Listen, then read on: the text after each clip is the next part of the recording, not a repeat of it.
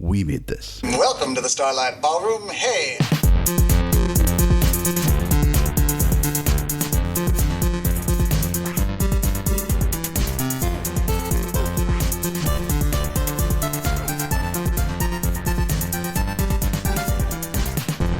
Hello and welcome to Shipwrecked and Comatose, the podcast about Red Dwarf on the We Made This podcast network.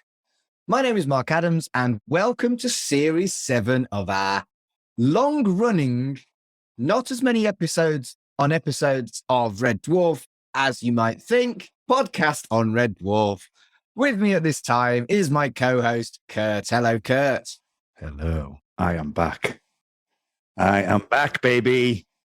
And we are being joined for the next two episodes by Carl Bryan. Hello, Carl. Hello, Mark. That's right. Mr. First Two Episodes is back. Any reason why you've chose these two, Carl? Or? I think it was I wanted to be part of the last, at the time, what we thought was the last Chris Barry. I thought that was a really good one to have. And I think it's, when we go to it, I think I'll talk about how much I think it held up. If you hadn't worked it out, we're doing Series 7 of Red Dwarf. So for the next 8 weeks, you're going to have us, well, at least Kurt and me. 8 weeks. 8 Not weeks? 6. Not 6. No. 8 weeks. Do you actually know why they did that? It had never been 8 weeks before. Yeah, they wanted to go to syndication. Yes, it was. Yeah, that's right. There was it 52 episodes? I think 52. Yes, because if I think I was looking at this morning when I was doing my sort of research for things. Because originally, after we'll get into things like Rob Grant leaving and things like that, and Chris Barry not wanting to go on anymore, he was like, well, let's just end it at the end of 6 and maybe come back to it later. But he got talked into it to do 2 series of 8 because then he could go to syndication and then, he could send it out to American stations and things like that. And I think it works. Yeah. Well, there you go. So there was a reason. But yeah, Series 7 is 5 years on from Series 6, considering how incredibly popular Series 6. We all know the reasons why there was a pause to some extent. Yeah, but I don't think we need to talk about them, really. It went from me being a young teenager to my first year at university. So it was a very, very different experience for me watching Series 7 compared to all the other 6. All the other 6 I watched in my early teens again and again and again and again. Whereas it almost felt like a revisit for me going on to Series 7.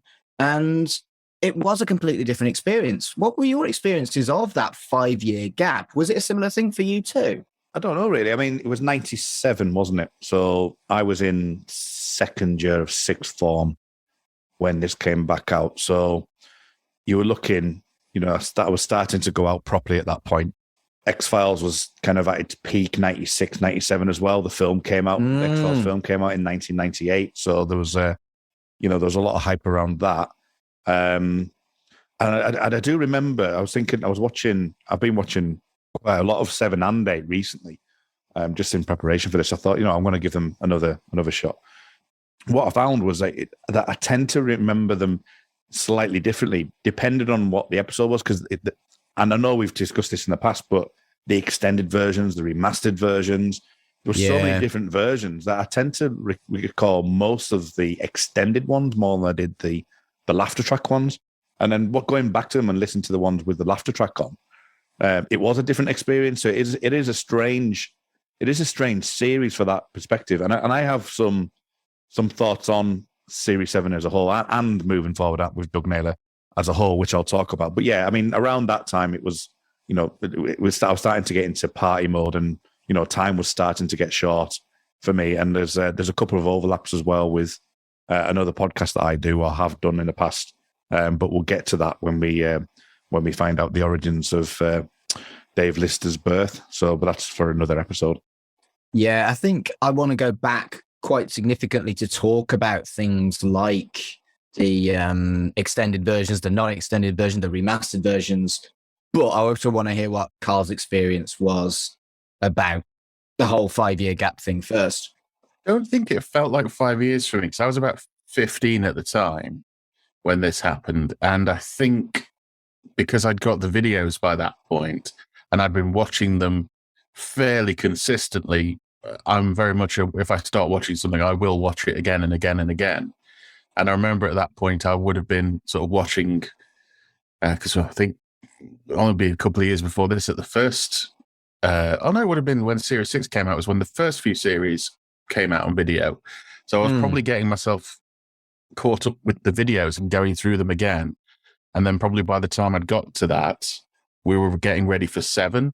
I do remember this being launched with, there was a T-shirt, which was the 4 of them in Starbug's cockpit, but there were skeletons wearing their outfits. And it said "Back from the Dead." I remember that T-shirt Okay. very vividly, and being like, "Oh, it's coming back! It's coming back!"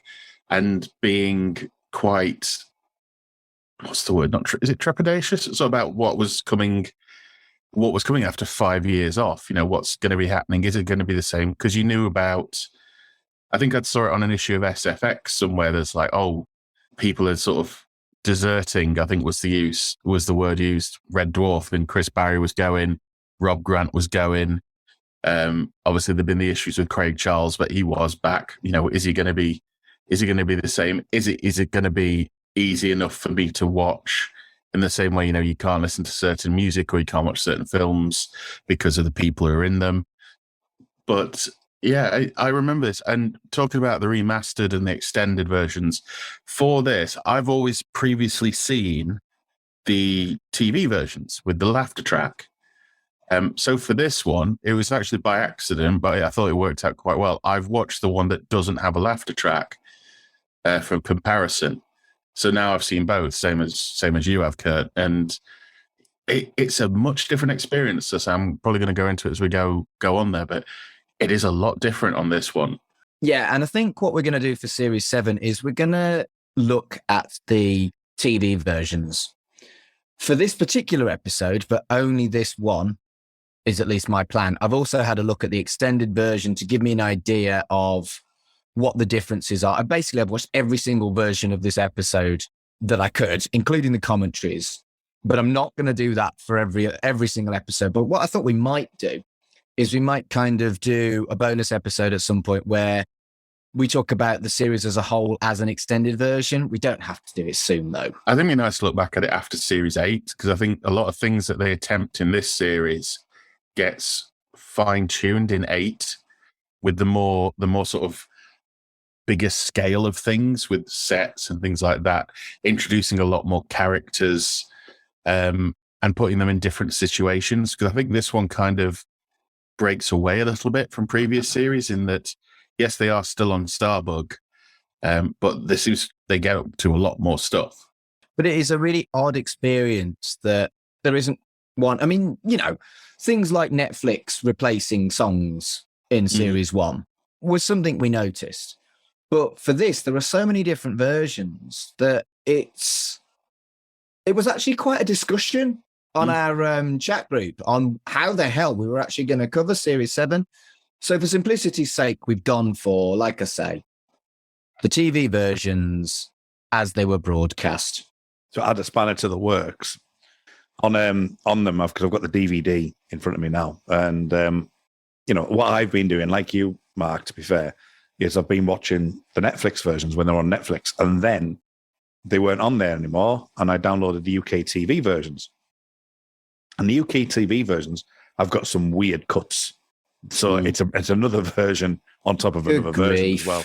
And I'm like, whoa, there's a whole scene that I haven't watched the episode yet, so I can't really give this 100% like truth to the matter. But there's a whole scene in one of the episodes coming up where there's a scene with Crichton where he goes through some stuff, and it is on an extended version. So I'm just interested to see if this particular scene is in the TV version or not, because it makes a massive difference.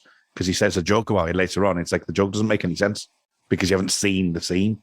So it's interesting in that perspective. So I'm having to like pull the DVDs out and watch them. And I have a portable DVD player that I have to plug into my laptop because I don't have a DVD player anymore. Or I do, but I just don't have things. So it's really difficult for me going, right, I've got to go and watch these episodes. But it is what it is, you know? Yeah, I was the same. When they took them off Netflix, that was when I bought the Blu-ray.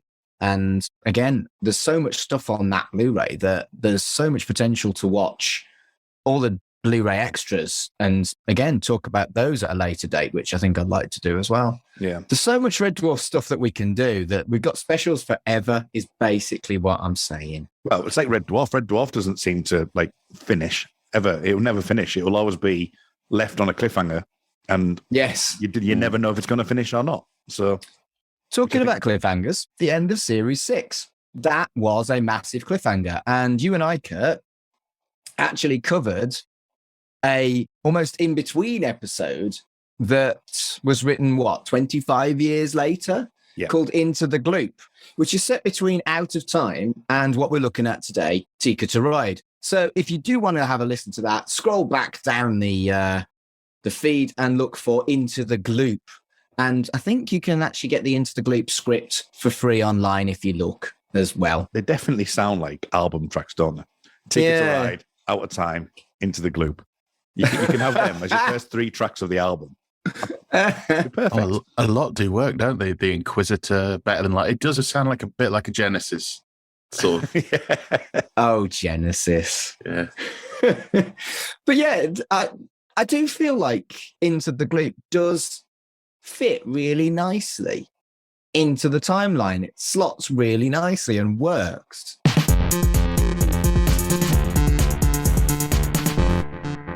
Series 7, Episode 1, broadcast on the 17th of the 1st, 1997, Tikka To Ride. And for the first time, no, for the second time, because there was one for the Inquisitor, there is a cold open.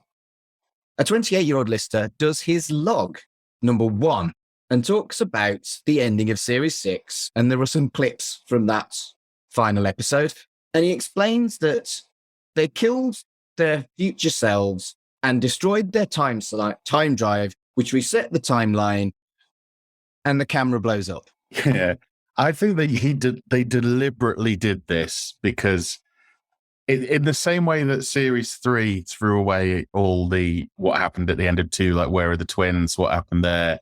Yeah. This felt like a more visual version of that with just reel it off, Craig. Just run it off. Because essentially, I don't think the fans were that bothered about a big explanation. The time drive, they shot the time drive there, and fans will know what that means.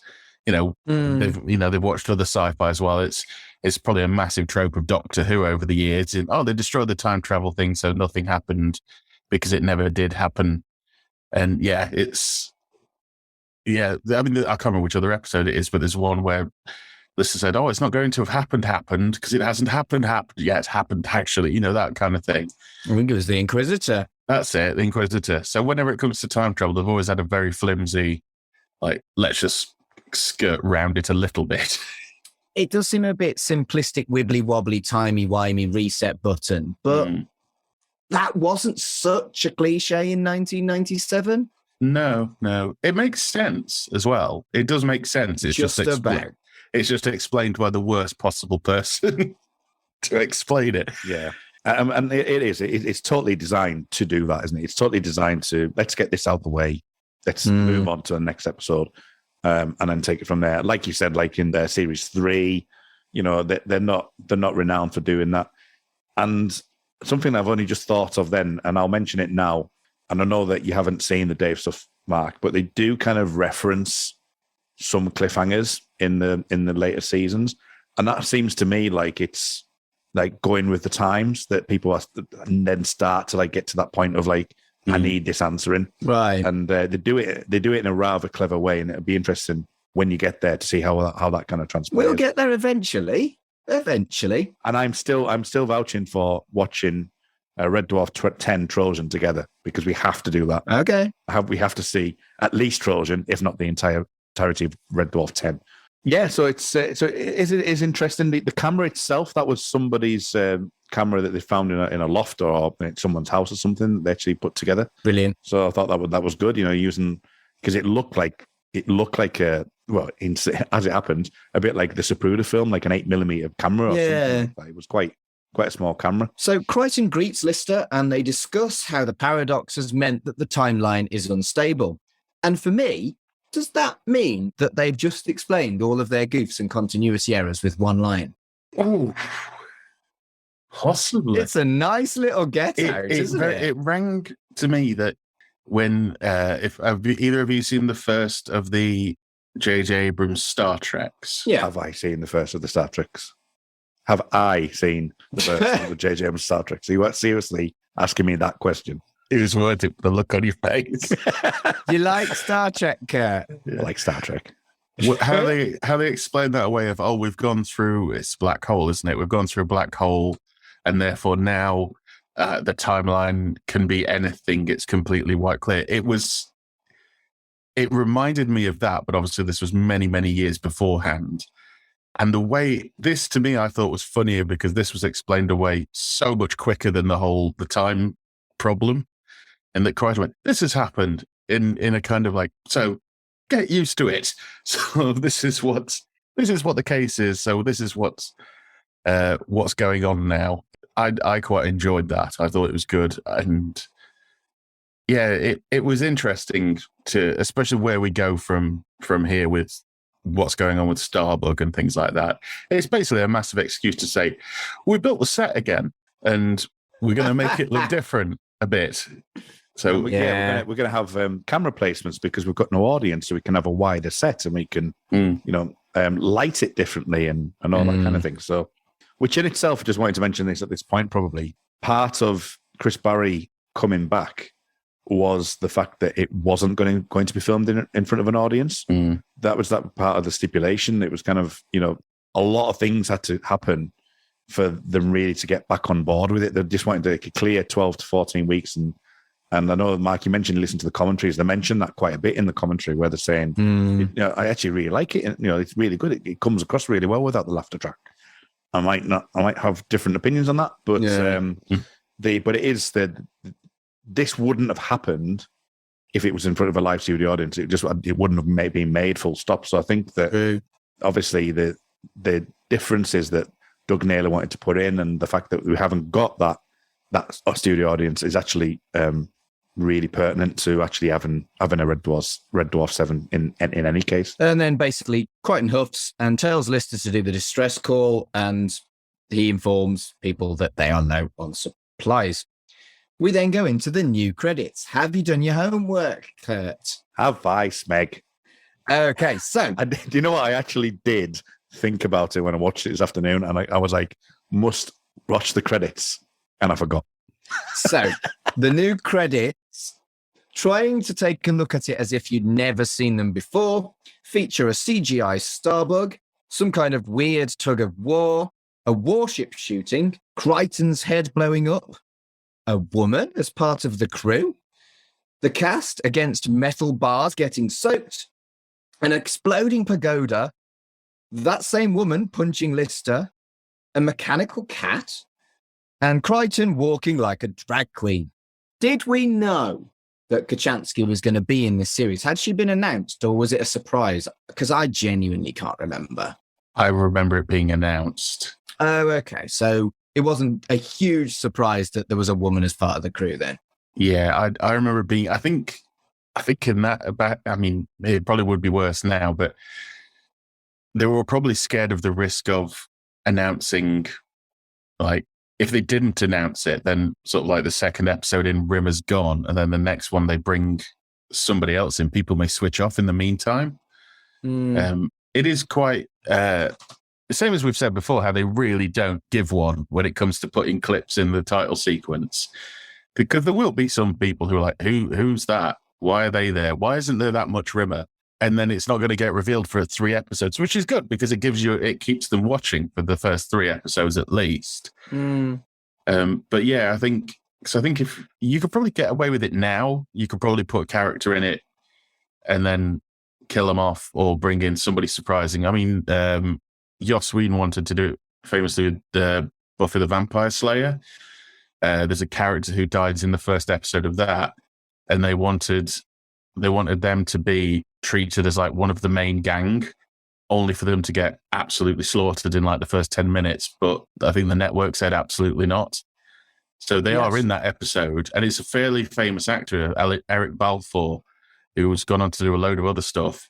But I think he's credited as a guest star instead. But they wanted him like in the title sequence, everything, and then knocked on the head in the first 10 minutes. They actually got to do that with Amber Benson later on. They put Amber Benson's character on the credits for one time, the episode where she was killed. And so he did get to do something similar later on when he had more creative control. Obviously, I could maybe do a podcast about this, but the X-Files had a bit of an issue around their season 7-8, where David Duchovny was suing Fox. And that is Mulder and Scully, who are the two main characters of the show, and Mulder wasn't going to be in. They actually had a bit of a fallout, and there was rumours about him not appearing at all post. This is obviously spoilers. Post season 7, they actually got him in for 11 episodes, and they have obviously fought the contract and stuff like that, and he's since like made up and things. But they replaced the main character over the case of a full season with the T-1000 Robert Patrick. There is like these precedents, and I was thinking about when I was watching series 7 here, that was like kind of the same kind of thing, that they had to bring Robert Patrick in a way that's like, we're not replacing David Duchovny. He's a different type of character. Yeah. And there is mixed messages about whether or not like Chris Barry was doing this because of his British stuff, and that he was apparently, Doug Naylor said he was never going away. He was always going to be a case of, we're going to let him go and disappear for a bit, but the intention always was to bring him back in series 8. Whether or not you believe that is another matter. But if you take it as written, then that was the case. And Chloe Annette was brought in as Kachansky because there was American finances that were looking at doing the Red Dwarf film, and they wanted to build more of an ensemble cast and wanted a female in the cast. So it was kind of a precursor to the film to bring Chloe in as Kachansky, because they wanted a female person in the cast. I mean, it does make sense. Red Dwarf has always been a massive sausage fest. Yeah. Why didn't we get Claire Grogan? Was she not available, or? I think she wasn't available, or she just turned it down. One of the two. She might have been in EastEnders or something at the time. I think it was she made very clear, like in Plenty of Time, she wasn't going to be able to do it. And that's why they had the whole casting thing. I mean, it works quite well in that, this Kachansky's from a different dimension that we find out. So she could look different. What with all the multiverse things that we've got going on these days, maybe not back in the day, people would be like, it's not Claire, not my Kachansky, #. If looking back now, it works absolutely fine. And she's very good. It takes, she admits it takes a while for her to get in the swing of things because there's no audience. It's almost a shame she doesn't get longer, because on 8, she does find her feet of performing in front of an audience, and then she's not really in it after that. No, which is a shame. Yeah. I think, and you're right. Watching, actually, strangely enough, I was watching one of the documentaries not documentaries, some of the Robert Llewellyn's like videos this afternoon, and you can see she's having a great time, and her humor's coming out. It just doesn't really show on screen as much. So there's like elements of like messing around with Robert and Craig and stuff like that, and it just doesn't quite show. Now, obviously, we'll talk about character traits later on, but yeah, I think she definitely finds her feet in 8, and she's got some great moments. And she's not Scottish anymore, which is probably the most glaring thing in it. Yeah, she's posh and not Scottish. Yeah. Well, speaking of Star Trek, Alice Eve was British, and Carol Marcus was not in Star Trek Wrath of Khan. So there's basically Star Trek is again ripped off Red Dwarf, basically. Of course, always. Yep. So there's a log update, and there is some terrible news. All the poppadoms, lager, and indeed all the curry has been destroyed. Crichton encourages Lister to mourn the curries. And they highlight that curry night was every day except Monday. And then they go through a menu of curry that sounds really fit. I want curry. It did make me fancy a curry, actually. Although as we're recording this, we are is it possibly the hottest day of the year? Tomorrow is going to be the hottest day on record. Today is the hottest day of the year. Yeah. Wow. So it's like, and it's hotter down where you two are, but up here it's about 30 degrees. Yeah, it's So- about he was about 37 earlier where I am. And of course, being Red Dwarf fans, the thing where I go for a curry. Oh, I love a curry. Yeah. Maybe not today, though. Yeah, so behind the scenes, Yeah. you know, we've have some interesting images on screen, and I'm recording in a completely different room because there's no way I'm sitting in 40-degree heat. Yeah, I've got my nips out. Yeah, I haven't got a shirt on either. I've got Hitchhiker's Guide to the Galaxy t-shirt on. Good. I mean, There you if you're going to have to wear clothes, you should wear good clothes. So Yeah, well done. yeah. Well, I wanted to give Keith a chance, but that is a grey t-shirt. That would not last. No. So this scene does have my quotable dwarf of the episode, and it is, of course, howling like a hungry prairie dog. However, it is misquoted dwarf for me. I've only just realized this. So he's encouraging Lister to mourn and howl like a hungry prairie dog. However, I watched this, like I said, when I was at university. And there was a term in my university digs for girls that were vocal whilst having sex. And that was a howler. And therefore, I would describe, if I could hear my next door student shagging, I would say she howled like a hungry prairie dog. So it's misquoted Red Dwarf. Yeah, it's weird, this scene, because in this episode, as I say, I watched the one without the laugh track for comparison. This, I don't know if you had this, Kurt, this scene doesn't work without a laugh track. And it happens a lot during this episode. There's a lot of times where they go, no curry, pause for laughter. And I know some of the episodes in this series are longer, and it kind of feels in this one, not in the next one. The next one's absolutely fine. But in this one, it really feels like it's missing the laugh track or some form of laughter. Even if they made an edit which was just a bit tighter together, it would have played a lot better. It does feel like they're getting used to not having an audience in this episode, actually. Definitely. Particularly in the scenes on Red Dwarf. Less so, perhaps, on location.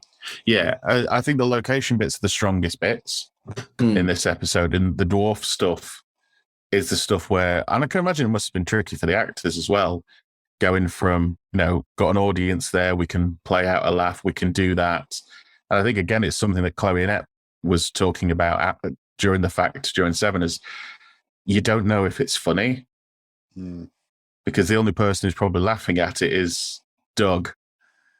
And of course, Doug's going to laugh because he wrote it. Yeah. What is your opinion of Series 7 compared to the rest of the series? Because in my head, it wasn't as funny, but I did really enjoy rewatching Series 7. For me, it's enjoyable, but every episode has a bit in it where it feels like they're showing off that they can do something a bit extra.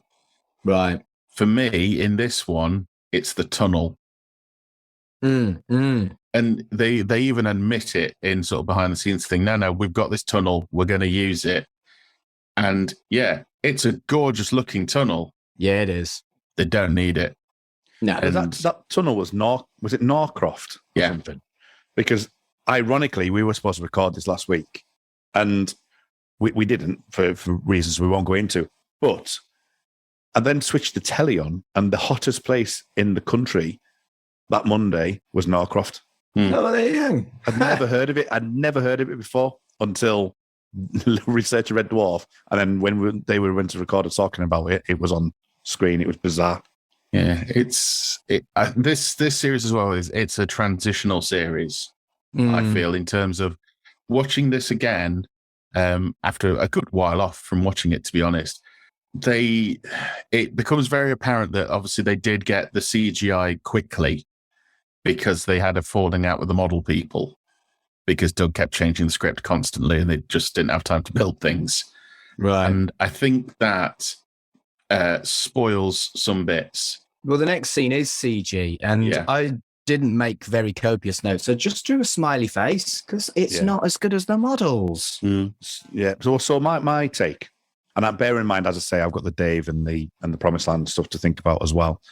He's got this obsession with sci-fi films Doug, and it seems to be like Blade Runners of the world. I know we'll talk about Back to Earth when we get there, but this, and he wants to seem to like go towards interests that he's the things that he's interested in. So this episode is obviously JFK.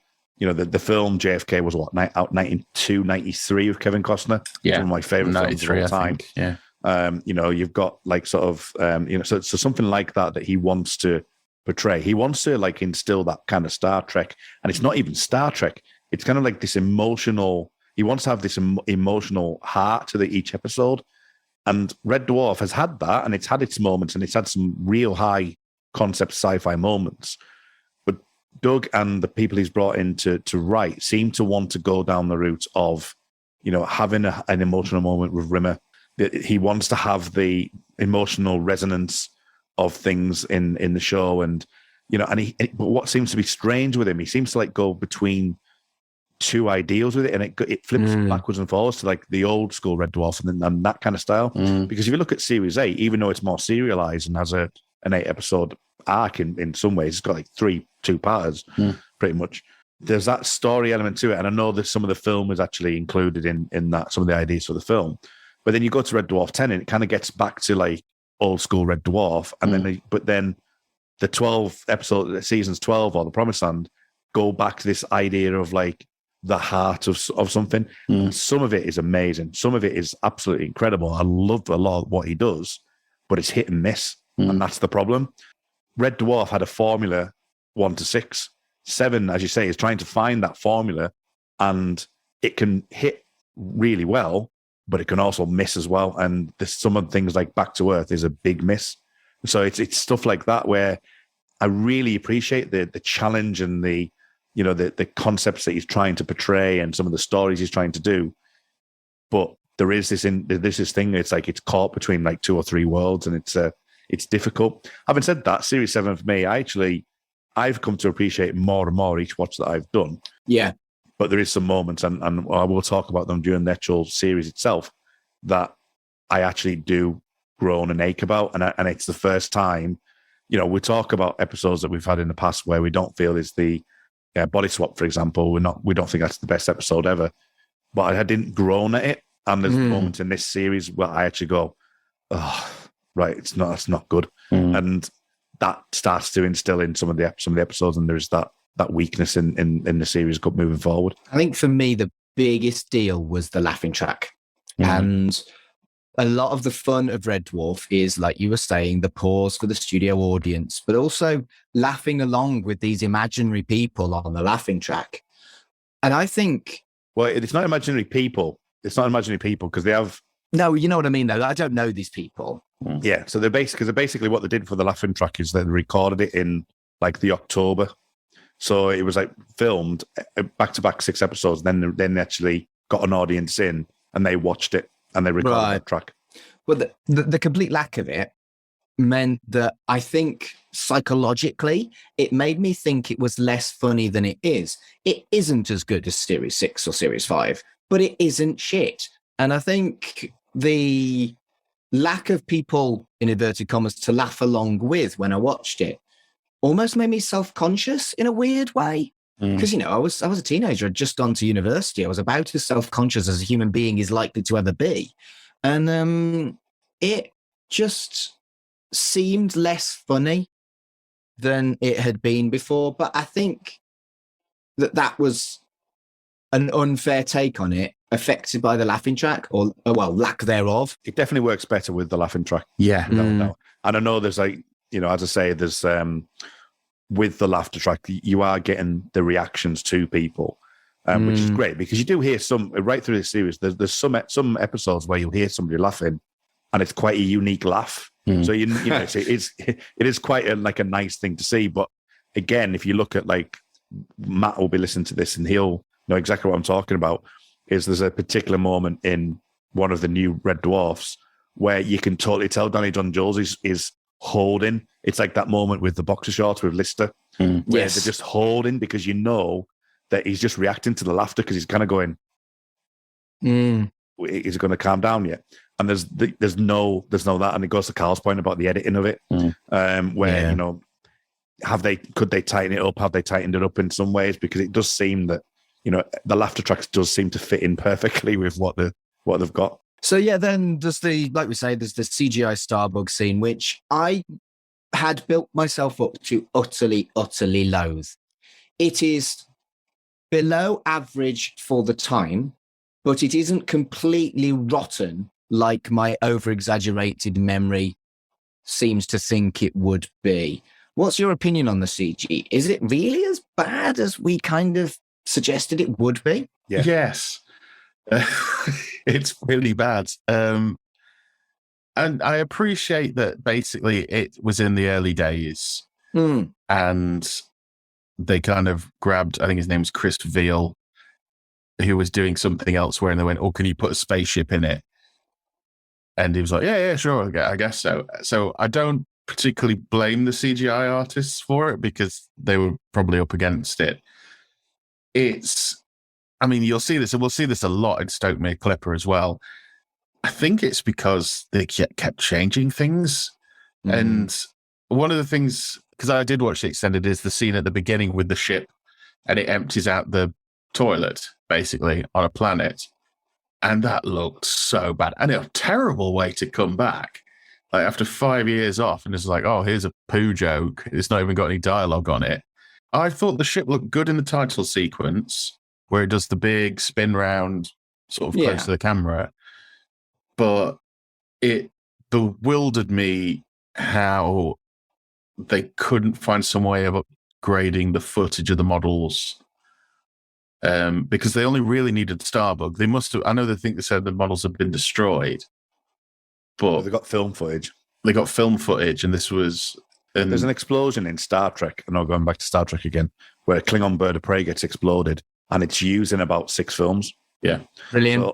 So why not just use that use the Starbug that they can do? I will say that I know we're not talking about the extended, and we somehow have ended up talking about the extended. Yeah, but the Starbug at the end of the extended clip, which we won't talk about, just the actual Starbug, looks quite good. And I thought the actual joke in the way Starbug splits up, the actual Starbug looks all right. But I've just got a real issue, and it's just me personally.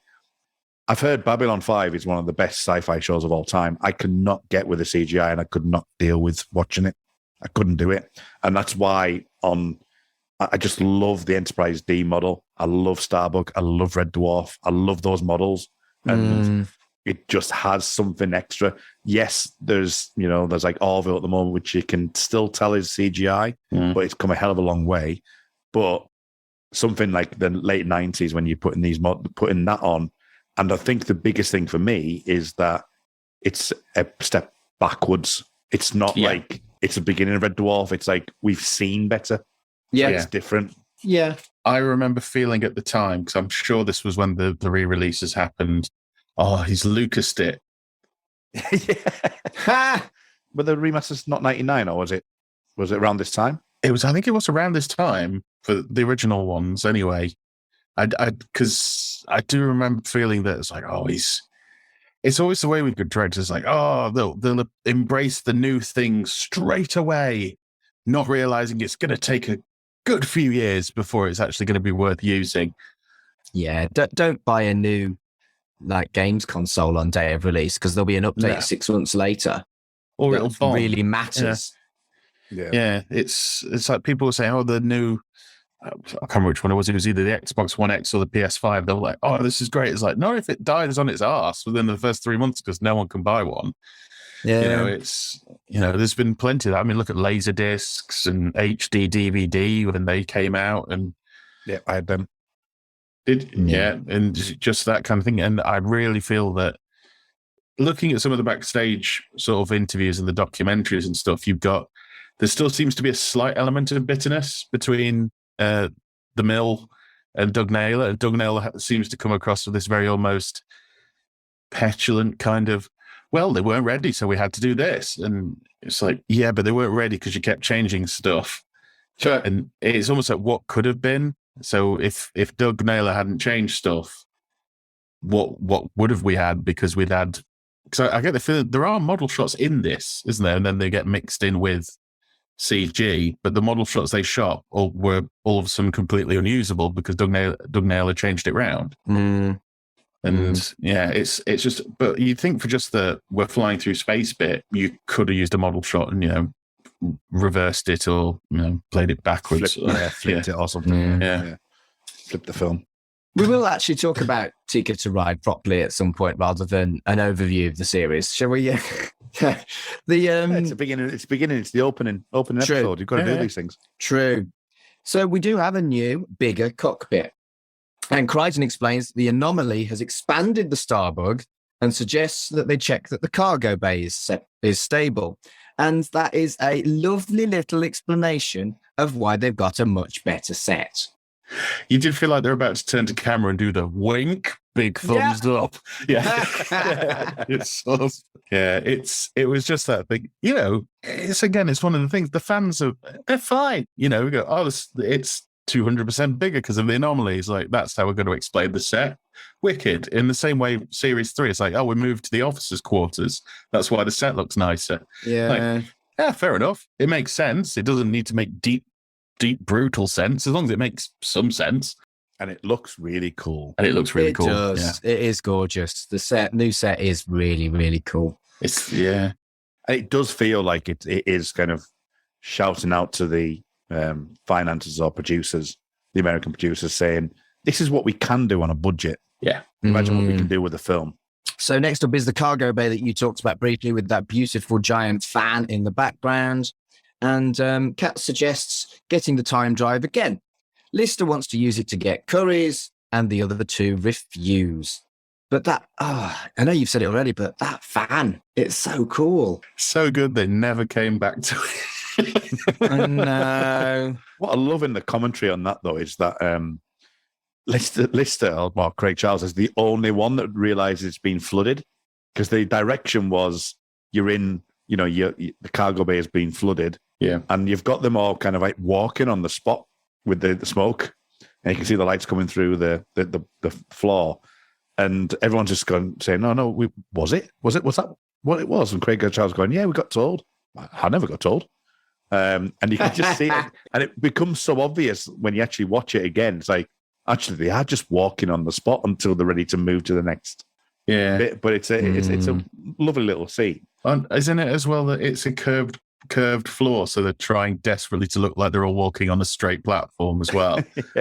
It's a beautiful shot. I mean, I can see why Ed Weiss saw it and just salivated, because I can't think of any director that wouldn't look at it. But I kind of wish they'd found something else to do with it than just walking down it.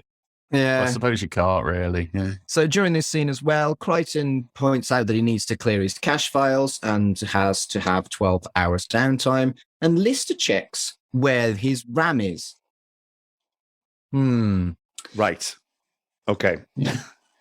I've been having quite an internal debate on this, because it's mentioned right through this series. RAM is mentioned about 3 or 4 times in this series. Mm-hmm. And so basically, right, so they're saying about the RAM chip that it's got, what do you need more memory for? Because effectively, if you're going to wake up in the morning, right, your RAM, and you're a Crichton, your RAM is empty. You stay, right, and you want to make breakfast, you call up that thing to do it. So you go, right, I need to make an omelette. How do I make an omelette? Goes into the RAM. And then the following day, when you go to sleep and you wake up again, the RAM is cleared and you have to call it again. So you would do that right through. So your cache would be cleared on a nightly basis. But then it's like, is the RAM like 700 gigabytes or something? And it's just like, it just keeps it all in there and has to store it. Or is it a solid state drive? I know I'm going way into it too much, but RAM is designed to like sort of process the processes that you're doing, not store the information. And it would get cleared out whenever he rebooted, full stop. But then there's an argument to say on the other side of it, that's what he's doing. So you should have said hard drive then? Is that what you're saying? It's all for the more RAM field of sheep, isn't it? It's for the joke. Yeah. Also, why would you want to get rid of the Bay City Rollers' greatest hits? And when did he use that? Was it? God only knows. There should be, in the world of spin-offs, the Nova 5 spin-off with Crichton and the 3 ladies, and just every episode ends with him singing some kind of lounge version of an 80s things, just maybe not Robert Llewellyn, but get somebody in, and just every episode he ends with like "Bye Bye Baby," like the Fast Show used to do with somebody singing "Please Release Me," but with Crichton. So in the middle of the night, Lister wakes up and detaches Crichton's head because he was confirmed that that's where the ram is, and he replaces it with a spare head who agrees to help him. Lister disables Sparehead's guilt chip and behavior protocols. Just call me badass. I love the lifting the flap of the head and it having the little stand to put it on. That was just I love the little things. And that to me, that was just really, really good fun. It does begin, although one of my least favorite, this to me is the series where Crichton kind of goes off the rails a bit for me, performance-wise. I really, really dislike it when he gets into the "you're lying" screechy voice kind of thing later in the series. I just don't like it. I think it's really You're going to have a fight in the car park. Probably, yeah. But I'm not a big fan of that at all. I absolutely adore Neurotic Crichton. I think it's incredible. I think I absolutely love it. I love Neurotic Crichton too. I don't know what it is. I think maybe it's just that "you're lying" scene just cut through me like nails on a chalkboard, and it kind of spoilt it. It does bring up an interesting point though, because part of what I think Naylor was saying was that you've got Crichton who's just the exposition machine, and he does it in this episode. But they wanted to get away from him just being that. They needed a character trait, or they needed something for him to do that isn't exposition only, that he had his own character like traits as such. And then the Neurotic Crichton with the Kachansky. And even though I love it so much, I can't get around the fact that it makes Kachansky and Crichton such a great couple to be seen together as a duo. So it kind of does help with that. But I can see why some people don't like it. I can totally see that. It is a Marmite kind of character thing. I'm not a fan of this initial scene of him without his behavior protocols. And I don't know whether it's because, again, I watched the one without the laugh track, but it's just not funny. He swings the groinal socket about, and with no laugh track, it's just kind of, ugh. You know what I mean? It's just, it's really odd. I found that funny, actually, because he uses a groinal whisk to stir tea, which is completely inappropriate. I laughed at that. Pork away. I thought that bit was, that bit was fine, but just things like, "you bet you're at." I think that's just from coming through college and watching a lot of student films where British people are trying to speak American. Like, I think there was a couple where they used the word "dumbass," which didn't sound quite right coming out of middle class Midlands kids' voices. Just like, it's like, "drive, dumbass." It's like, that just sounded so bad. And I think that kind of bugged me a bit about this performance. I thought there was other things Robert Llewellyn could have done. You see, the smoking and stuff like that was really, for me, I think the dumbass thing, or the bet your ass thing, does fall flat for me out of the entire scene. Yeah. I think all the rest are fine, but I do think the dumbass thing is probably the worst out of the lot of it. Yeah. Also, because it kind of plays into the sort of how dumb are Rimmer and the cat. Yeah. To not realize something's going on. But I suppose, they're both caught up in their own worlds that much. They may not pay that much attention to it, but this just seems a bit too weird for them to not go, "what's going on?" Yeah, and I think it's played for laughs, and he smokes a cig, and then Lister does give him a bollocking for being too obvious. I get what they were getting at, but yes, it does make, maybe not the cat, but it makes Rimmer look particularly stupid because he's always been so mean to Crichton, basically. He's always been using him for his original purpose rather than what Crichton became with more kind of human emotion and stuff. He's always just used him as a service droid rather than what Crichton became. And I think he would spot that Crichton is behaving like John Wayne or whatever. But I still found it funny. So they return to the time drive, and Lister asks to be taken to an Indian restaurant. Crichton programs it after letting it slip that he's never used it before. This is my biggest problem with the entire episode.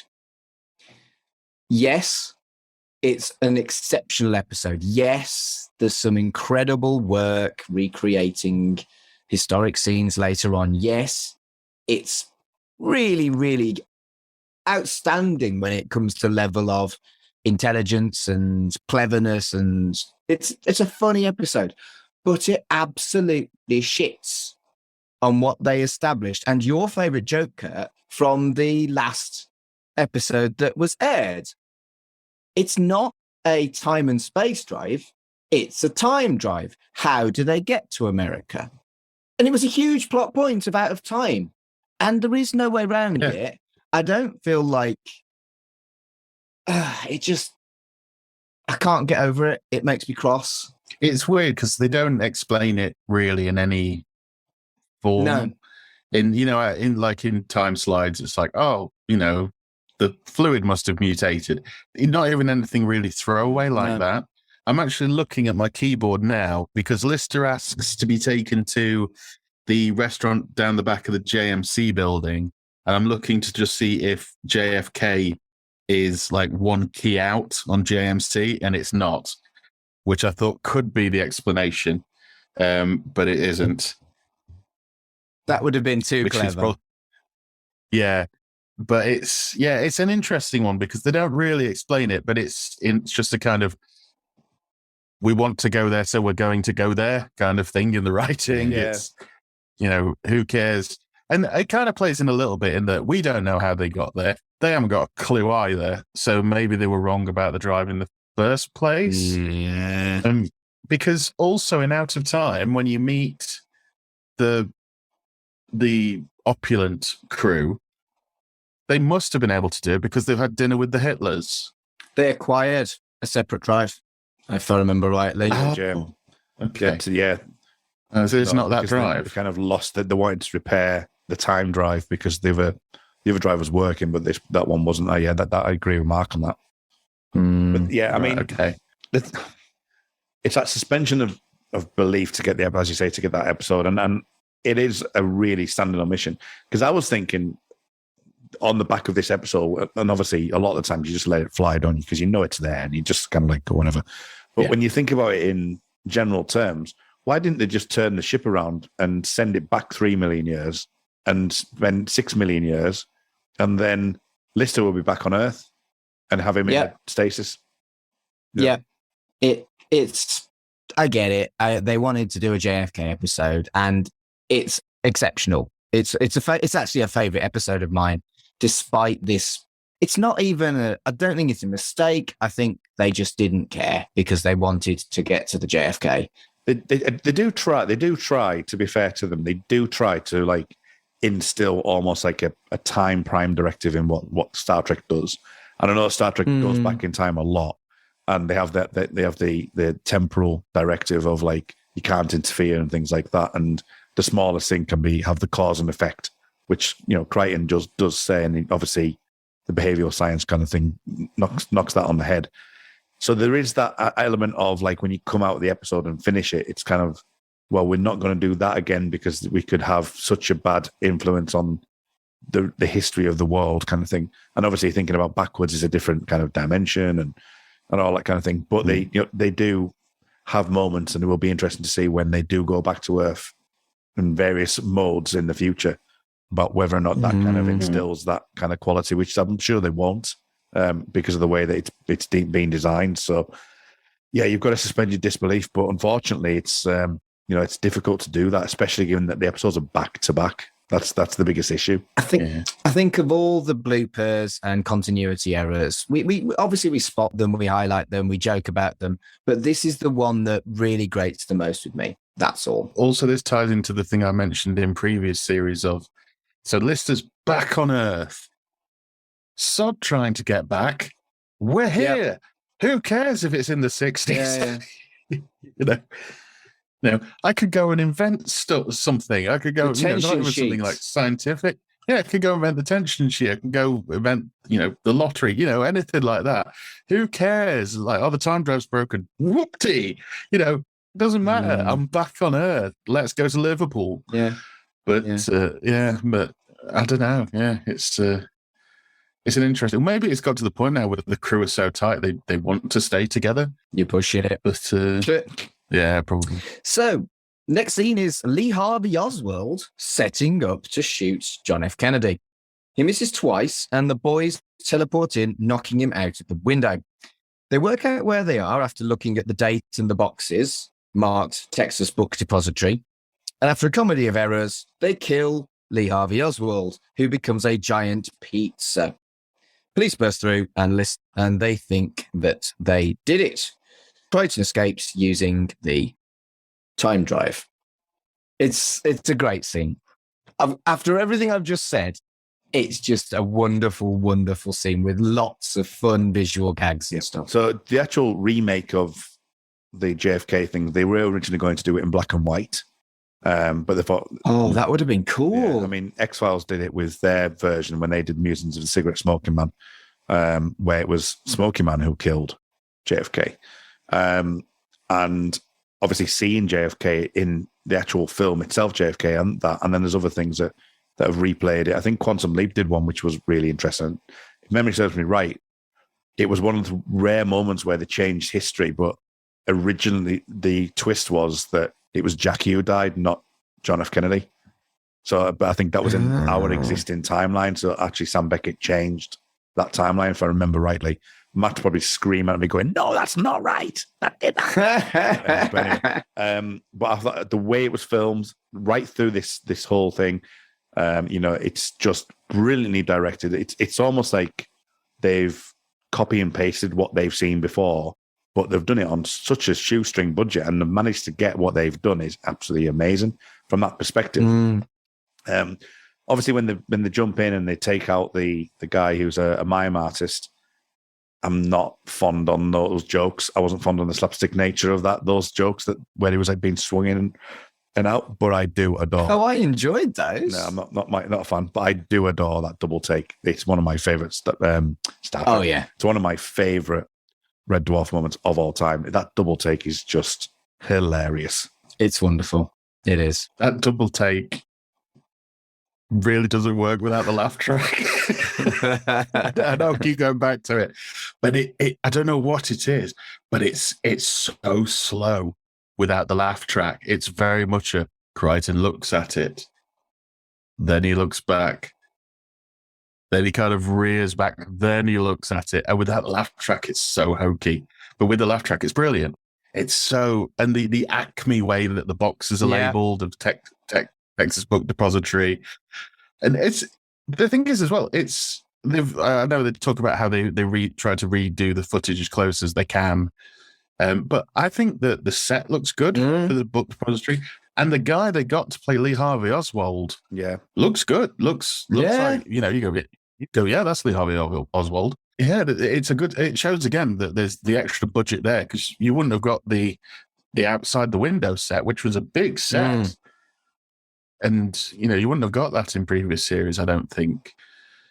And yeah, it is a bit slapsticky. There was a bit just watching it back today where I was like, they'd have seen him coming back through the window before they got pulled out. Yeah, it works. There is a time and place for slapstick, and the Red Dwarf don't do it often, but they did do it fairly well. There's a good explanation as to how it happened, with him trying to tie a cable around him so he doesn't fall. I do like the fact that the police, they disappear, and then the police just shoot anyway. Yeah, I didn't like that. Did you know? That was a dig, I think, at the American culture. Yeah, I didn't like it purely because of the stuff that we've talked about before with bazookoids, because those guns don't do anything. Yeah, those are guns, and they don't do anything. No, they don't damage the boxes. You're right. Yeah, you're right. As I say, it's a slapstick episode, a moment, isn't it? Really. So I love slapstick, so this scene worked completely for me. And the minor, but I do still use the term "fat bastarderia" sometimes. If I'm hungry and I want food, I'm like, I need to find a fat bastarderia. And it's obviously the cat joke as well, which is hilarious as well. Hands on heads. I didn't find that funny. I thought that was crude and a bit dull.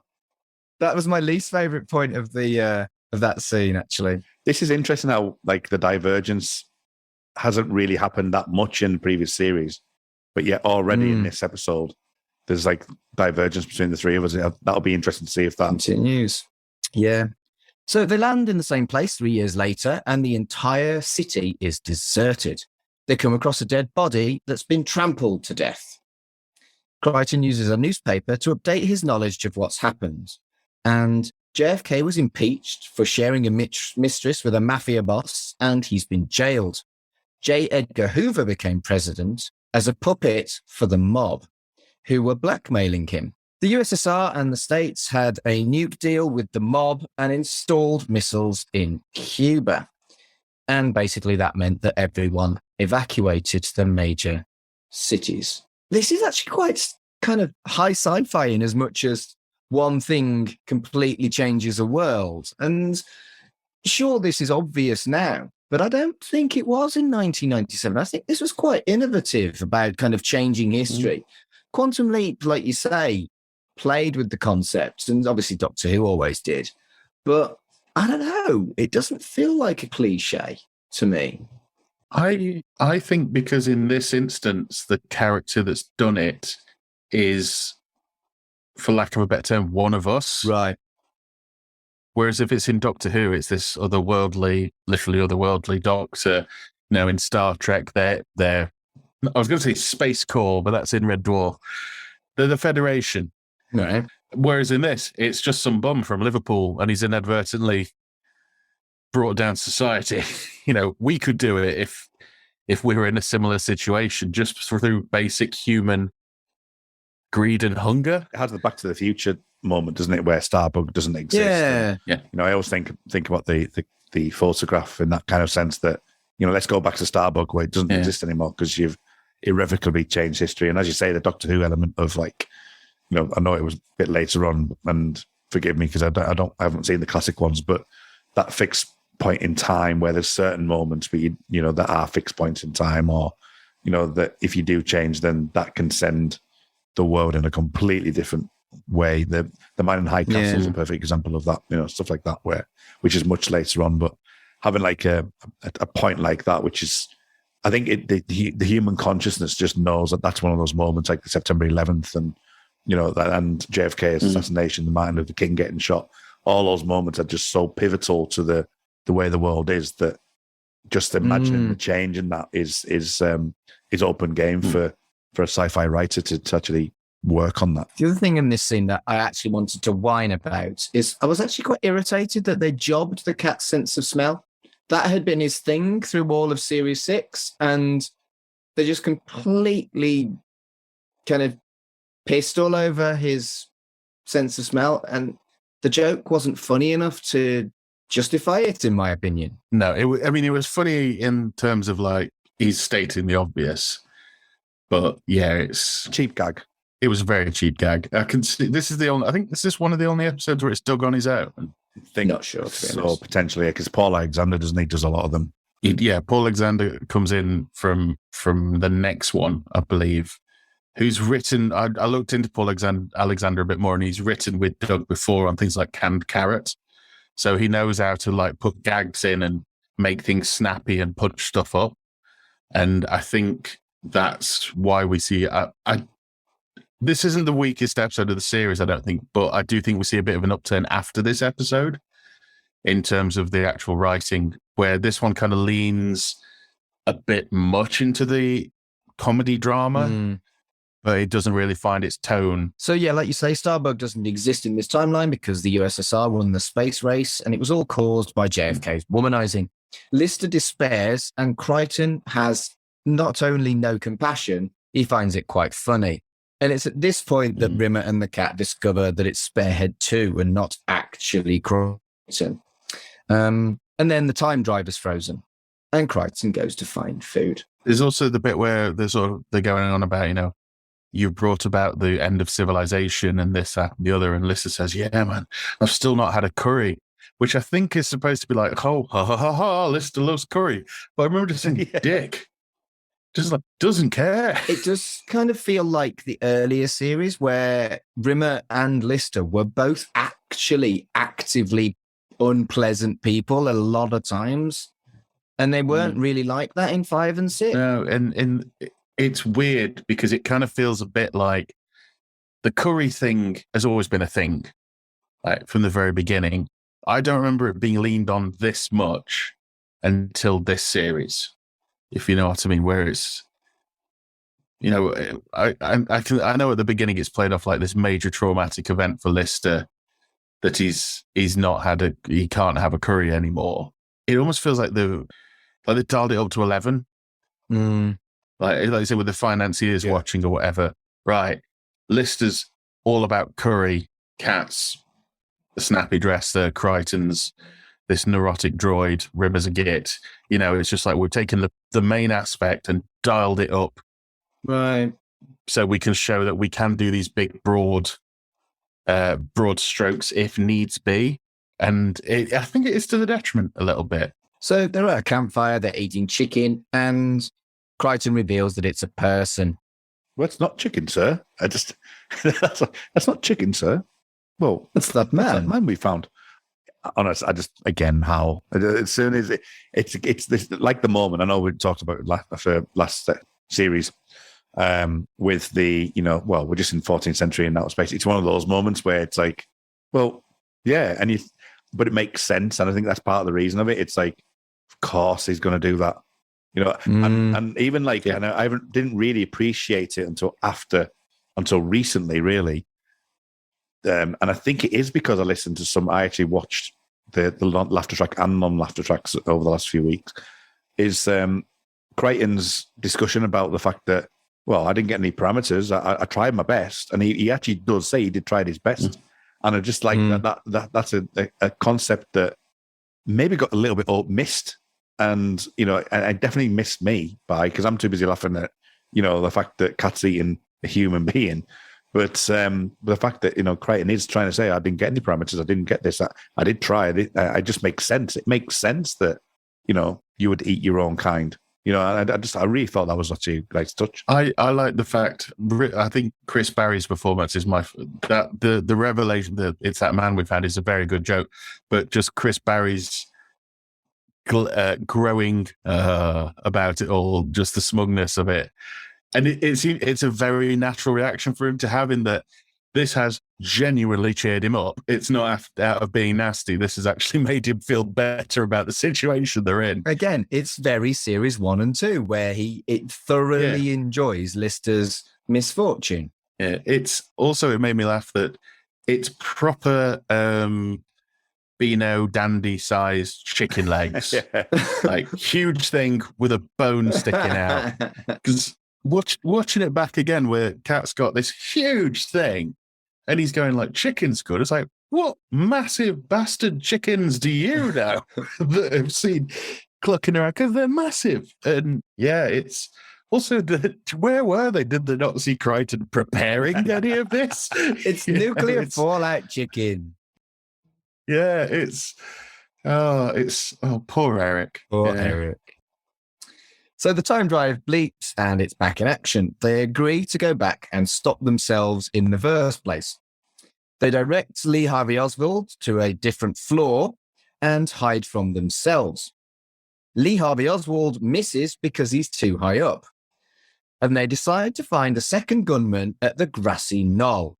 And Lister says he knows who he thinks can help, and he teleports them. Not really pertinent to this episode, but just because of my general love for the Kevin Costner JFK film and this episode.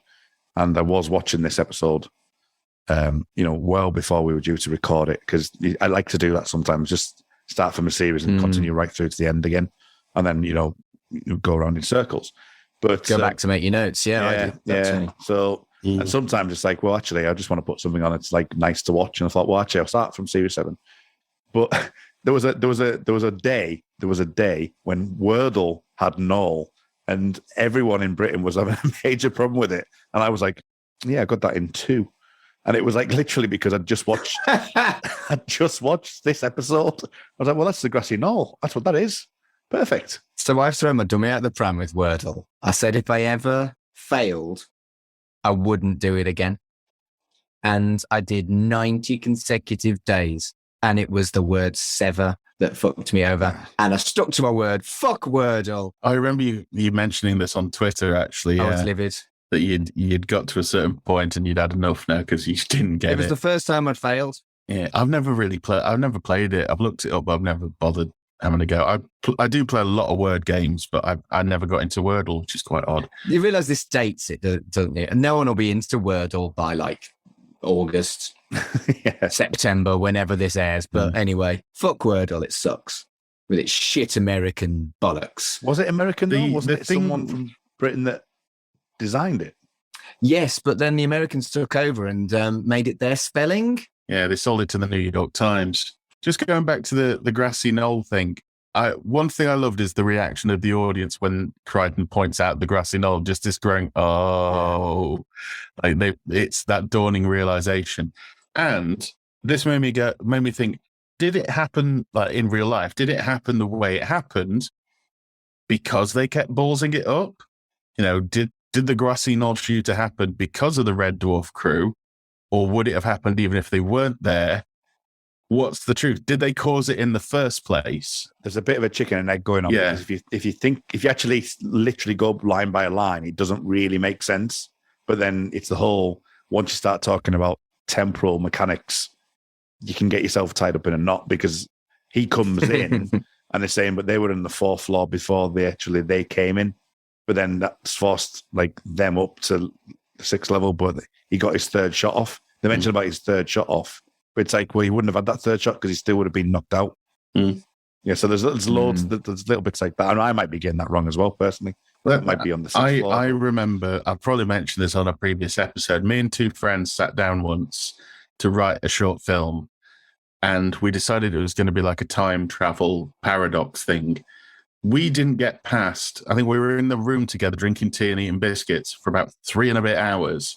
We didn't get 2 minutes in because we got so hung up on what was, you know, if we go and do this, what will happen here and this, that, and the other, that one of us went to the loo, came back, and then having had a chance to step back, saw the other two of us bickering like children about this time travel dilemma, and just went, we have to stop. and the film never got made.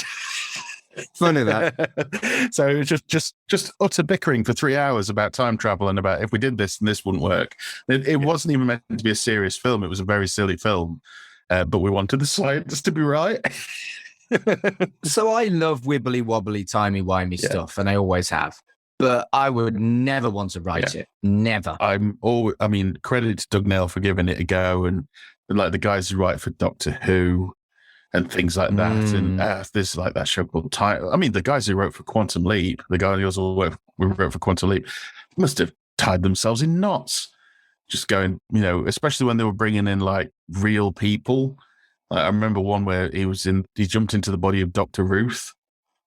And, you know, stuff like that. Yeah. Wait, and the three-parter was on JFK, where he was Lee Harvey Oswald, then he was somebody else, then he was somebody else. Yeah. As well. Yeah, that's right. He did also jump into a chimpanzee. Or was it Lee Harvey Oswald in 3 different time zones? It might have been something like that. But yeah. I remember. It's a chimpanzee. Lee Harvey Oswald isn't a chimpanzee. Oh, wait, sorry. That was just my favourite episode, the one with the chimpanzee. You know, the chimpanzee did a fucking spin kick. Yes. I just remember the Dr. Ruth one because this was when they started showing people sitting in the lounge, waiting to go back after Sam had leapt out of their bodies. And they had Dr. Ruth do like some punny line like, well, the doctor will see you now. And she vanishes. And then the next person appears and they zoom in and he smiles and it's a vampire. And so the next episode is Sam trying to work out if he's an actual vampire or not. Yeah. Quantum Leap was dead good, wasn't it? Yeah, it's a reboot coming. Yeah, it's quite weird because I've been watching some early WWF Raw from like 93 and they plug Quantum Leap and it's so weird because in my brain, I've always had it down as Quantum Leap was in the 80s, which it was, but the last few series were in the early 90s. So to hear like Vince McMahon going, that's right, and coming up after tonight, it's Quantum Leap here only on the USA Network. It's like, I'm still on the air. So the boys teleport to Idlewild Airport in 1965, and JFK is being escorted from a plane to a prison van. Lister then does a short hop to port into that van. JFK hears what happens and contemplates his success before his downfall. He regrets what he did with the womanizing, and Lister suggests that he assassinates himself from the grassy knoll and that he's a liberal icon in his reality. Ask not what your country can do for you. Ask what you can do for your country. And that, I think using JFK's classic lines in a completely different context like this was actually very, very, very clever. This is what I mean by the poignant moments of Red Dwarf, that it's kind of like, this has to be fixed because there's an emotional resonance for it, and it has a lot to do with the world and the history of the world and Earth and things like that. And it has that moment of like, you know, they've broken time and, you know, the musical cues that they do and things like that. And that's the kind of thing I can feel that Doug really wants to nail down. He wants to do those type of things in various different forms, whether it's personal or, you know, world building, or actually something that will absolutely change the universe. And moments like that, by, as I say, using that in a nostalgic way, you know, it's using that in a nostalgic way, but also kind of maintaining that, you know, yes, he wasn't that he was the womanizer and he did this, you know, and he said, I can still make a change to, you know, the things. I can still have a contribution, but you're not going to have the contribution you would have had if you were in that moment of time, and this wouldn't have happened. Star Trek did actually, strangely enough, this season. Spoiler alert for Strangely Words for anyone's watching that. They actually have the kind of same sort of thing. They actually put an episode of the original series in at the end of the Strangely Worlds episode, and Kirk dealt with that, but Pike deals with it, and he deals with it completely different. He's the wrong man for the wrong time. And it's those elements that the sci-fi tropes of like, yeah, Christopher Pike in Star Trek is an amazing captain, but put him in front of this episode where Kirk is the right person for the right job. He's not capable of doing that. And I like those elements that Doug's really kind of pushing on there. That's it. I've not watched any Strange New Worlds, but that's the conversation for another time. I think it's now time to talk about just how incredible the soundtrack to this episode was. It just felt that they hit it bang on with the thematic American timeline music, and it adds to all the emotional moments, particularly the sad moment that's coming up. But yeah, the soundtrack is just exceptional in this episode. And this and the next one, when we talk about the next one, there's, you know, Howard Goodall's just, they've said, we want this, and he's gone and just knocked it out of the park. The performance of the actor. Less so when we get to Abel. But that's another story. The performance of the actor, was it Michael J. Shannon, who plays JFK? It's pretty spot on. Yeah. The voice is spot on. The line about the conspiracy theorists will never figure it out, I thought was really, really good. Like Kurt says, the bit where he's still hanging on a bit in that, you know, Jackie's left me, but I can get back out there. I can still do it. And, you know, it's that thing of, no, your time's done. This is what needs to happen. So, and he accepts it. It's like, you're right. You know, you're right. The fact he doesn't really look at them after he shot himself. He sort of says, I want to thank you for giving me this opportunity. It's almost like he still hasn't fully grasped what he's done. And by then it's too late because he fades away as he's walking out. That fade was something else. That music, that fade, and it's when Red Dwarf does stuff like this where, you know, maybe it's not quite as important as the Poppies moments in something like Blackadder Goes Forth, but Red Dwarf really can just switch off the comedy for 20, 30 seconds and do something like this that was just absolutely gorgeous and really well thought out. And let's be frank, we've been talking about Quantum Leap all fucking episode. This could have been a plot line of Quantum Leap, and they would have done it as well as this. And they'd have had more money as well, and I think it would have looked the same. Then after that really beautiful moment, the episode ends with Lister whining about forgetting to ask about Dallas curry houses, and the other three give him a kicking, which really fucking irritated me. The only part of it, it annoyed me as well, because it's very abrupt and kind of out of character. completely out of character. Since when was Crichton ever going to use a nightstick on Lister? Well, he's got no behavior protocols. Yeah. But the thing that kind of made it for me is the little moment between Rimmer and the cat where Rimmer looks at the cat and they nod. And then they start it. Because Crichton just kind of follows, but they're the ones who actually attack Lister. And it's kind of weird because, like we say, it's completely out of character. No matter what these people have done to each other, they've never really just beat the shit out of each other. You know, they'll do some unusual punishments to each other, but they'll never just out and out, no, I'm going to kick your ass for this. And again, the nightstick, he hits him, 6, 8 times with a nightstick? You ain't going to get up for a month after that. You're going to have multiple broken bones, even with his fucking behavior protocols gone. There's no way Crichton would do that to Lister. I mean, also, it kind of weighs in with, you could look at it almost in a way of, Lister's done something really bad. Yes, they've got out of it, but he has done something monumentally stupid and nearly ruined everything. I can see it almost feels like a moment for a different show where it'd be like, you know, if it was a more serious show, you'd almost imagine one of them go, we're going to get out of this, and then I'm going to punch you in the mouth. Yeah. It goes to the slapstick that's through this episode, doesn't it, really? I think just on your comment, the thing about I just wanted to point out as well that in the beginning of the episode, Kat does agree with Rimmer. Yeah, there's a moment actually it's written in where Kat does agree with Rimmer. So it's like a reflection of that part of the episode from the beginning that Kat's actually joining, and I think that it's the beginning of that where Kat actually is more open to agreeing with Rimmer moving forward. That, you know, they'll have that kind of like banter mentality. But yeah, I get where you're coming from with the stick. It is quite brutal.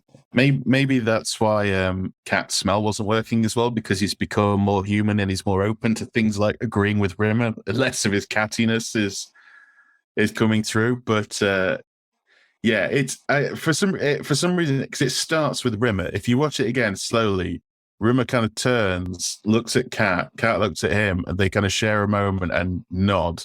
And that's when they lean up. But Crichton just kind of gets up and follows, like he knows what's going on anyway.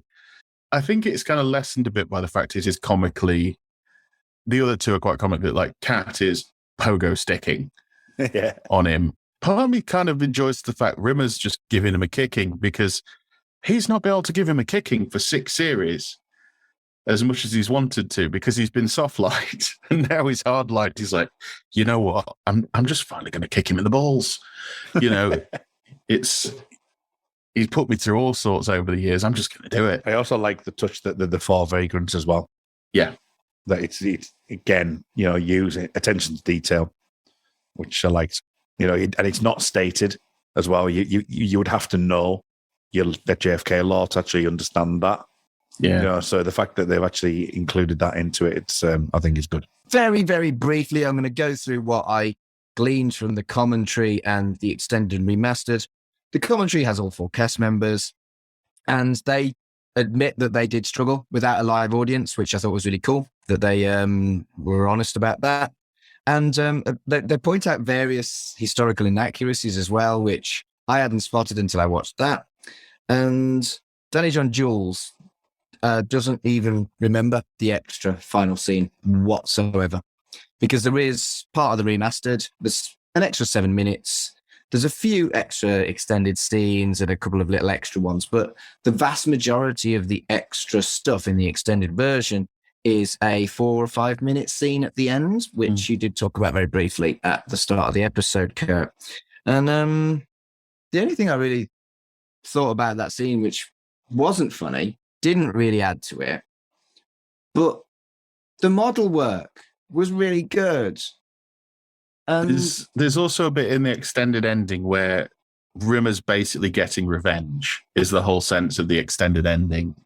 And part of it is he's getting revenge on Crichton by going around and vault testing everything, by Crichton sticking his finger in stuff and Rimmer's got a baseball mitt. and Crichton's eyes will shoot out and Rimmer will catch them. And they've been doing this apparently on every socket going around. And I felt a bit weird about this because it's blatantly Crichton's main head again and not Sparehead too. So Rimmer's punishing Crichton, who for this entire time basically has slept through the episode. Yeah, I can imagine is why this part got cut, because it's just Rimmer being a bastard to someone who's done nothing, essentially. And the revenge on Lister, I can see. But it's kind of, I can see why that gets cut too, because you've just kicked the shit out of him. Why would you need to do something else to him? Well, anyway, it does vaguely try and explain why they didn't actually use the time drive again, but it's not very convincing. And the whole thing seems incredibly expensive for something that was eventually cut. It gets past what happened to the curry. Yeah. Which is quite funny because obviously this was cut and it's the extended ending. I don't think it ever comes back to they've got curry again. It doesn't get explained. So I don't think there's even a throwaway line about it. So yeah, Lister's, and I'd have to think about it watching the rest of the series to see if Lister eats another curry, but it's not explained how they've lost all the curry and then all of a sudden they've got curry again. But I'd still see this as one of my favorite episodes, not the extended version. I think the extended version doesn't add anything to it, but this is so creative, so clever, so ambitious that it is still an absolute favorite of mine, despite its very glaring flaws. I like this episode. I do. What are your final thoughts on the episode, Carl? I do still enjoy the episode. It's a bit of an episode of two halves for me. Some of the bits before they go back in time don't hold up, but once they go back in time, then it really goes up. And that's the best bit, especially the ending and that whole thing. It's just that little bit of build up to me that doesn't work as well as it doesn't hold up for me as much as it used to. But like you say, once they get back to Texas, it is a very, very good episode. And it's a very good indicator of where we're about to go with the series and what we can do. Yeah, it's still a very good episode. What about you, Kurt? I would say the same, really. I think it's weaker in its first half, but I like it more than Carl does. The JFK thing stuff is always going to be something that I am interested in the first place. So I think it's got some great gags in it, some great jokes. It's solid all the way through. I never feel like I'm having a groan or anything like that at all. I think it's a really, really solid, very good episode, and it would definitely be in the top half if I was to rate Red Dwarf as a whole. So yeah, I think it's a really classic and a good start and an unusual start with, as you say, learning, things like the poignant moments with Kennedy and that sort of thing, which is the first inkling that we're going to get these things throughout the rest of the show's run right up to modern day Dwarf. And again, it doesn't, as I say, for all its faults, the inkling's there and the idea is there. It doesn't always hit them, but I do think it hits it here. One episode down, 7 to go. Kurt, where can people find you on the internet? Find me on Twitter at rmuldrick. It's RMULDRAKE. You can find what I'm up to on there. I've started a YouTube channel, which I'm slowly building. Whether or not that's still on air when this comes out is another matter. But I'm enjoying it, though. I am enjoying learning some new stuff and doing some video editing and things like that. So it's something to push the boundaries on what I can do. So I've been talking about Westworld on that and just doing 10-minute quick first reactions on there.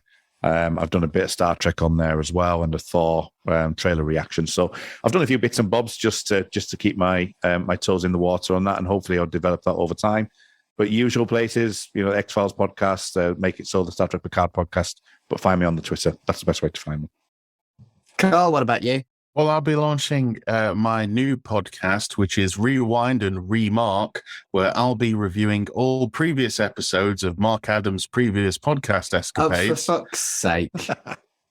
I haven't really got a lot going on at the moment, so... You've done that gag like 4 or 5 times now, you dick. Oh, I've got to come up with new ones, don't worry.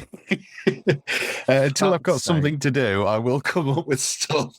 But you can follow me at allmylinks.com, Mr. Carl, where there's all bits and bobs on there. But hopefully, I keep saying this every episode, but hopefully I will have something soon to report on. In the meantime, just enjoy me coming up with fictional Mark Adams related podcasts. You're a dickhead. If you are looking for me and not like old stuff, it's at Mark Adams HC on Twitter and Instagram. And I've only actually got one other active podcast at the moment, and that is called Chucky Vision, which is a podcast about the Chucky and Child's Play franchise. Very much looking forward to getting into series 2 of Chucky when that's launched. At Chucky Vision on Twitter, if you're interested in that. So thank you very much for listening to this first episode of Series 7 of Shipwrecked and Comatose. And until next time, You've been jabbing it too hard. Do you know your Daleks from your Drashings? Or your Zygons from your Zagreus? Do you know what the TARDIS stands for? And do you know which Doctor Who stories featured Kevin Grimlock, the cyborg T-Rex that became the Doctor's companion? Then this is a Doctor Who podcast for you. I'm Baz Green, and each fortnight I chat to my son Ben. Hello. And the occasional guest as we cover 60 years of Doctor Who on TV, Big Finish, and more. And I did really enjoy that one. Except that wasn't really actual pirates, it was Badger pirates in space, but it was still piratey. Badger pirates in space? Yes. But I am willing to make an exception for pirates this episode. Donald Sumter is amazing. He's good. I love the fact that he just pops up. He just pops up. Probably Rassilon. Probably. Well, they do confirm later on he is. I think they do. Yeah, go he says I'm Rassilon the Redeemer. Of course he does. Bloody hell. And he has the gauntlet as well, which gives the hint of that. Yeah. I'm nodding profusely.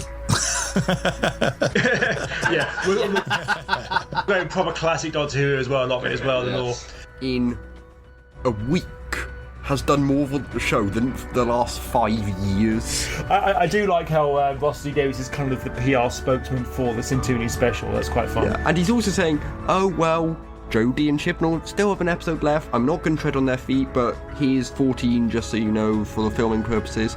And a week later, oh, yeah, by the way, these guys are back. Just thought you'd want to know. Find us on the We Made This network. And all good podcast providers. What about the bad ones? Yes, them too. Ah, good. Because somewhere there's danger. Somewhere there's injustice. Somewhere else, the tea's getting cold. You know, we probably should throw that tea away now. It has been sat there since 1989.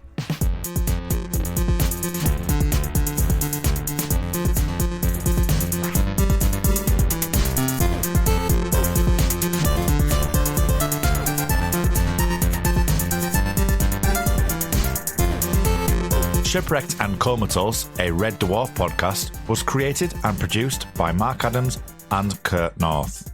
You can find us on Twitter at Red Dwarf Pod, and we are part of the We Made This Podcast network, which can be found online at wemadethispod.com or on Twitter at We Made This Pod.